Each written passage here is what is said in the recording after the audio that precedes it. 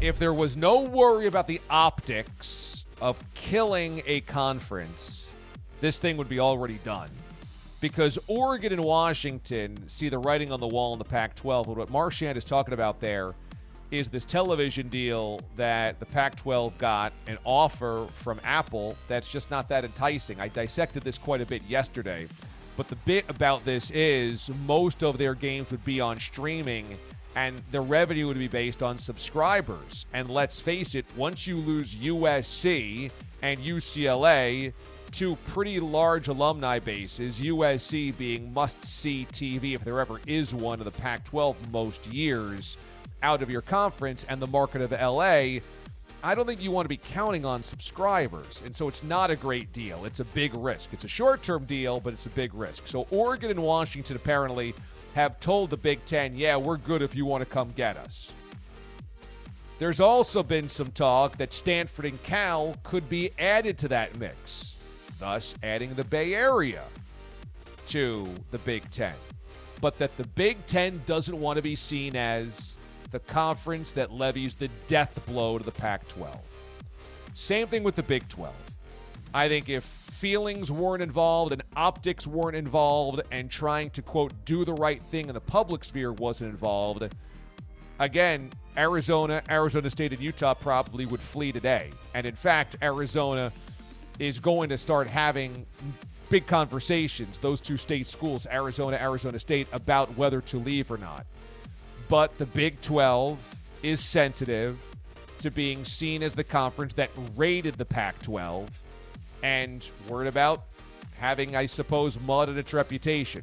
But that's really the only thing holding things together. And so you ask, okay, well, what does that mean? If the Big 12 siphons off 4 of their schools and the Big 10 siphons off another 4 or 6 of their schools, what does that leave in the Pac-12? And it leaves 2. Washington State and Oregon State. That's it. That's what it leaves. And those would be the 2 schools without a chair in musical chairs, which means they would join the Mountain West, or more likely, is that the Mountain West would adopt the Pac-12 brand, and all of the Mountain West would suddenly become the Pac-12 by just simply adding Oregon State and Washington State and then calling themselves that conference, even though it would look nothing like anything that we know. But I think that's the only thing holding this thing together. It's Scotch tape, it's baling wire, and it's we don't want to be the ones that kill it. We don't want to be known to the conference that kills it. And so that's the sensitivity here, which is, let's face it, laughable. All of these conferences, all of these athletic directors, all of these conference commissioners conspire with one another behind the scenes all year long. For years now.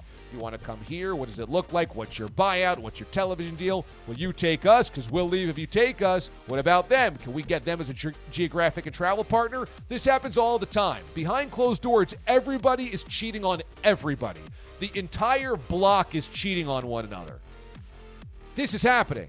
And yet when it comes to the public sphere, the public eye, nobody wants to be photographed at the restaurant with somebody else's wife. That's what this is, even though they're doing it behind closed doors. So it's very hypocritical. Oh, well, we wouldn't want to be the ones that end the Pac-12, even though all the negotiations have happened to destabilize the Big 12, the Pac-12 anyway, and for the Big 10 now to suddenly find some type of ethics, some type of morality. How hysterical. You took UCLA and USC under cover of night, which again destabilized the entire thing dramatically. Those are the 2 schools the Pac-12 really couldn't afford to lose. And you took them. And so suddenly the Big 10 has a conscience. It's totally, entirely ridiculous, but this is where we are. This is where we are.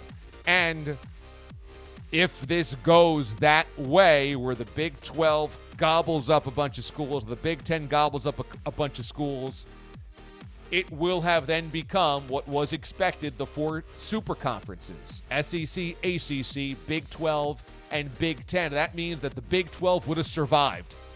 The Big 12, which looked like it was going to be the odd man out, would have survived, and we would creep closer and closer to 4 16-team power conferences, which, by the way, I don't think is better. I don't think that's a better solution for college football. I think college football is better when there's a lot of different, unique conferences, leagues, partnerships, rivalries, regions. The country isn't one homogenized place, and college football isn't the NFL. And I hate hearing, well, they could go to an NFC and AFC model. That works in the NFL because these professional leagues are largely homogenized. If you go to a Diamondbacks game, it's not much different than a Rays game. If you go to a Giants game, it's not necessarily that much dramatically different than going to a Red Sox game. I mean, yes, there's backdrops, and yes, cities are different, but we're talking about college football where everything about the experience is completely unique to the campus, the region, the college town. They're all completely unique. Alumni are unique. Chancellors are unique. Coaches are unique. The whole thing, that's what makes this great. And so to streamline this and homogenize this to just super conferences that all look and feel the same, I'm not down with. I'm not down with any of this.